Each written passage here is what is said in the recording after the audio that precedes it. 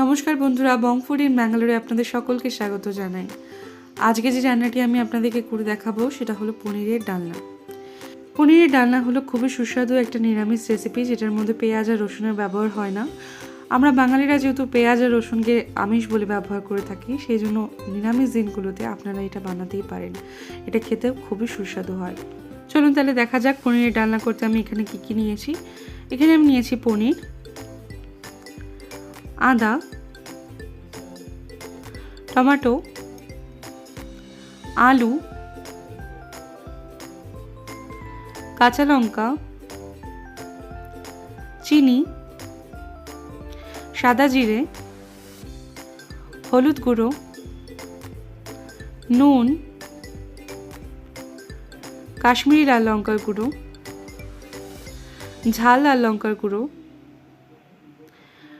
শাহি গরম মশলা, এটার লিঙ্ক আমার ডিসক্রিপশন বক্সে দেওয়া থাকবে, প্লিজ চেক করে নেবেন। ঘি, সর্ষের তেল,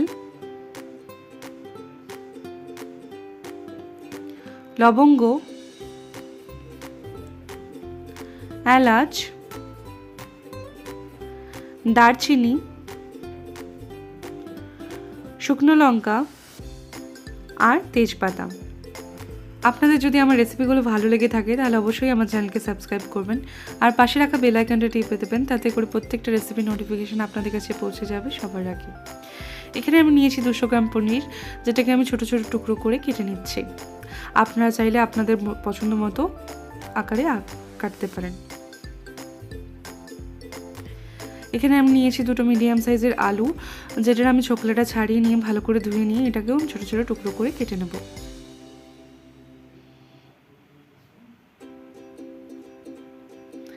এখানে নিয়েছি একটা 1 ইঞ্চির আদার টুকরো, যেটার আমি ছোকলা ছাড়িয়ে নিয়ে ভালো করে ধুয়ে পাতলা পাতলা করে কুচিয়ে নিচ্ছি।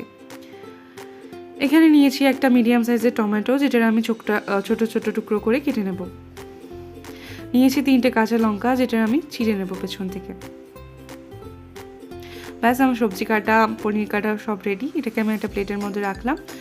এবার একটা মিক্সার গ্রাইন্ডারে ওই পাতলা করে কুচিয়ে রাখা আদাটাকে নিয়ে একটু জল দিয়ে আমি এটার একটা মিহি পেস্ট বানিয়ে নেব।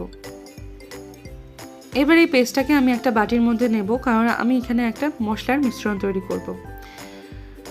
এর মধ্যে আমি দেব 1/2 চামচ হলুদ গুঁড়ো, 1/2 চামচ লাল লঙ্কার গুঁড়ো, 1/2 চামচ কাশ্মীরি লাল লঙ্কার গুঁড়ো, আর দেবো স্বাদ মতো নুন, আর দেবো সর্ষের তেল 2 চামচ। এবার এর মধ্যে আমি দিয়ে দেবো একটু জল, আর দিয়ে এটাকে আমি একটা চামচের সাহায্যে ভালো করে মিশিয়ে নেব। এভাবে আগে থেকে মশলা গলিয়ে রাখলে মশলা দিতেও ভুল হয় না, আর মশলা টেস্টটাও খুব ভালো হয়। এবারে কেটে রাখা পনিরগুলোর মধ্যে আমি দিয়ে দেবো স্বাদ মতো নুন, আর দেবো 1/4 টিস্পুন হলুদ গুঁড়ো। এটা দিয়ে আমি খুব ভালো করে পনিরগুলোকে মেখে নেব। এভাবে আগে থেকে নুন হলুদ মাখিয়ে রাখলে পনিরটা যখন ভাজা হবে পনিরটার একটা খুব সুন্দর কালার আসবে, আর নুনটাও খুব ভালোভাবে পনিরের মধ্যে ঢুকে যাবে। এবারে একটা কড়াইতে আমি দিয়ে দেবো বড় চামচের 2 চামচ সর্ষের তেল। তেলটাকে আমি খুব ভালো করে গরম করে নিয়ে পনিরগুলোকে এর মধ্যে ছেড়ে দেবো। তেলটাকে অবশ্যই ভালো করে গরম করবেন, নইলে কিন্তু পনিরগুলো কড়াইয়ের সাথে লেগে যেতে পারে। পনিরকে বেশি ভাজার দরকার নেই, কারণ পনির বেশি ভাজা হলে সেটা রবারের মতো হয়ে যায়। এবারে পনিরটাকে আমি হালকা লাল করে ভেজে নিয়ে এটাকে একটা প্লেটের মধ্যে তুলে নেব। এবারে ওই তেলেই আমি দিয়ে দেবো টুকরো করে কেটে রাখা আলুগুলোকে। আলুগুলো দিয়ে আমি কিছুক্ষণের জন্য নাড়িয়ে ছাড়িয়ে একটু ভেজে নেব। তারপরে এর মধ্যে আমি দিয়ে দেবো স্বাদ মতো নুন, আর দেবো 1 পিঞ্চ অফ হলুদের গুঁড়ো। দিয়ে এটাকে আমি নাড়িয়ে চাড়িয়ে ভালো করে মিশিয়ে নিয়ে এটাকে আমি 2 মিনিটের জন্য মিডিয়াম হিটে ভেজে নেব। আলুটা যখন খুব হালকা করে ভাজা হয়ে যাবে আমি এটাকে তুলে একটা প্লেটের মধ্যে রেখে দেবো। এবারে এই তেলেই আমি ফোড়নে দিয়ে দেবো 2টো শুকনো লঙ্কাকে মাঝখান থেকে ফাটিয়ে নিয়ে, দেবো 1/4 টিস্পুন সাদা জিরে, আর দেবো 3টে এলাচ, যেটার আমি মুখটাকে ছাড়িয়ে নিয়েছি, নইলে এলাচ কিন্তু ফাটতে পারে।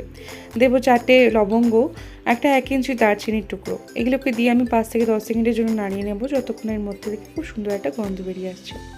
এবার এর মধ্যে দিয়ে দেবো মিশিয়ে রাখা মশলার পেস্টটাকে। এবারে ওই মশলার বাটিতে আমি দিয়ে দেবো একটু জল, আর ওই বাটি ধোয়া জলটা আমি এই মশলার মধ্যে দিয়ে দেবো। আমার মা ঠাকুমায়েরা বলে থাকেন যে বাটি ধোয়া জল নাকি যে কোনো তরকারিতে দিলে সেই তরকারির স্বাদ নাকি আরও দ্বিগুণ হয়ে যায়। আপনারাও এই ট্রিকটা অ্যাপ্লাই করে দেখবেন। এবারে আমি এটাকে নাড়িয়ে চাড়িয়ে কুক করবো যতক্ষণ না আদার কাঁচা গন্ধটা চলে যাচ্ছে। এবার এর মধ্যে আমি দিয়ে দেবো 2টো তেজপাতা। তেজপাতাটা আমি পরেই দিয়েছি, আপনারা চাইলে পোড়নও দিতে পারেন। এবার এর মধ্যে দিয়ে দিয়েছি আমি টমেটোটা দিয়ে আমি এটাকে কুক করবো যতক্ষণ না টমেটোটা একটু নরম হয়ে যাচ্ছে। টমেটো যখন একটু নরম হয়ে যাবে আমি এর মধ্যে দিয়ে দেবো ভেজে রাখা আলুর টুকরোগুলোকে দিয়ে আমি মশলার সাথে খুব ভালো করে মিশিয়ে নেব।